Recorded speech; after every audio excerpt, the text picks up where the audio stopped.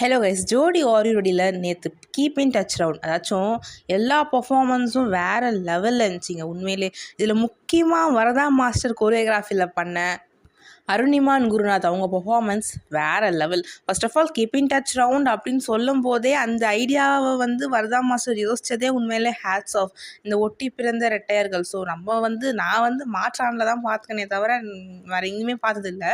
So பாயாக இருந்தாலும் கொஞ்சம் சமாளிச்சிடலாம், கேர்ளாக இருந்தாலும் கொஞ்சம் சமாளிச்சிடலாம். அதுவும் சமாளிக்கிறது ஒரு கஷ்டம், நான் இல்லைன்னு சொல்லலை.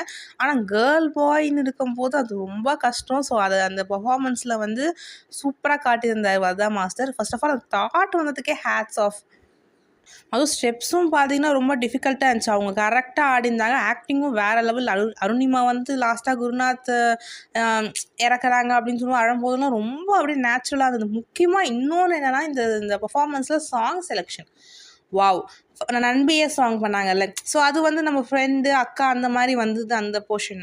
அது கடைசியில் யாரோ நான் மெய்யழகன் சாங் செலெக்ஷன் உண்மையிலே வேறு லெவல். இந்த சாங் தான் அந்த பெர்ஃபார்மன்ஸை இன்னும் தூக்கி கொடுத்துச்சே.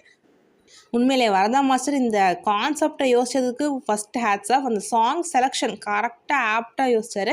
அது இன்னொன்று அவங்க பர்ஃபார்மன்ஸும் வேறு லெவல் இருந்துச்சு. எனக்கு ரொம்ப பிடிச்சிருந்தது. ஹார்ட் டச்சிங் கீப்பிங் டச்சு ரவுண்டுன்னு சொன்னாங்க.